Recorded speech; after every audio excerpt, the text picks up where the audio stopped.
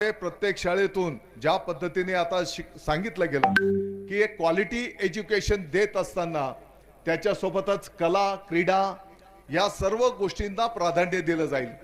आपण आता सांगितलं आमदार साहेब की स्टाफ कमी आहे, शिक्षक कमी आहे। आपल्याला काळजी करायचं काही कारण नाही। येणाऱ्या 2 महिन्यामध्ये संपूर्ण राज्यामध्ये शिक्षक भरती संपन्न होणार आहे। त्या शिक्षक भरतीमधून आपल्याला आवश्यक असलेले तेवढे शिक्षक तुम्ही त्याची मागणी नोंदवा, तेवढे शिक्षक पवित्र पोर्टलद्वारा त्या ठिकाणी आपल्याला उपलब्ध होतील। आपल्याला काळजी करण्याचं काही कारण नाही, हे पण मला अतिशय नम्रतेने सांगायचं आहे। जसं मी आता सांगितलं क्वालिटी एज्युकेशनच्या सोबतच त्या मुलांना कशामध्ये आवड आहे त्याचाही आपण त्या ठिकाणी विचार करायला घेतलेला आहे। आणि साधारणपणे 8वीच्या पुढच्या वर्गाच्या विद्यार्थ्यांना त्याला आवड असलेल्या क्षेत्रामध्ये पाठबळ कसं देता येईल त्या दृष्टिकोनातून विभागाने नियोजन केलेलं आहे। मला वाटतं की आत्ताच मला एक माझा मित्र सहकारी सांगत होता, शेलार मेमनवाडीलाही आमचे जिल्हा परिषदचे सदस्य महोदय सांगत होते की पूर्वी तिथे पटसंख्या होती फक्त 9। त्या शाळेने त्या गावाने क्रांती केली आणि आता त्या शाळेची पटसंख्या झालेली आहे 175।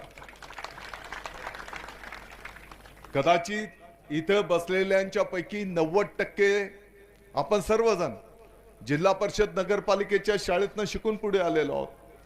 परवाला नाशिकला कार्यक्रम होता, या देशाचे माजी सरन्यायाधीश गवई साहेब त्या कार्यक्रमाला उपस्थित होते। त्यांनी स्वतः सांगितलं की ते नगरपालिकेच्या शाळेतनं शिकून या देशाचे सरन्यायाधीश पदापर्यंत त्यांनी मार्गक्रमण केलेलं आहे। आणि अनेक पंतप्रधान महोदय असतील, राष्ट्रपती महोदय असतील, अनेक जगाच्या पाठीवर नेतृत्व करणारे आपले या जिल्हा परिषद नगरपालिकेच्या शाळेतनं शिकून पुढे गेलेले आहेत। आणि म्हणून पालकांच्या मनामध्ये जी एक इंग्रजी शाळेंच्या विषयी त्यात एक सकारात्मकता असते की आपली मुलं चांगली शिकली पाहिजे, चांगली बोलली पाहिजे। मला वाटतं की त्याच्यातल्या चांगल्या गोष्टी, सीबीएसईच्या चांगल्या गोष्टी आता आपण आपल्या शिक्षण विभागामध्ये त्या ठिकाणी घेतलेल्या आहेत।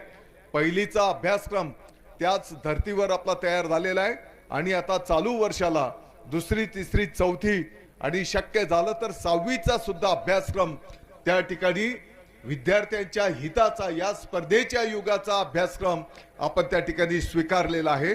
हे पण मला आनंदाने आज या ठिकाणी सांगायचं आहे। मला वाटतं की क्वालिटी एज्युकेशनच्या सोबत विद्यार्थ्यांचं प्रबोधन, त्यांना बालपणापासून चांगले संस्कार देणं सुद्धा तेवढंच आवश्यक आहे। आणि म्हणून विद्यार्थ्यांचं शाळेमधनं प्रबोधन पण होताना आपल्याला त्या ठिकाणी प्रबोधनकार दिसतील।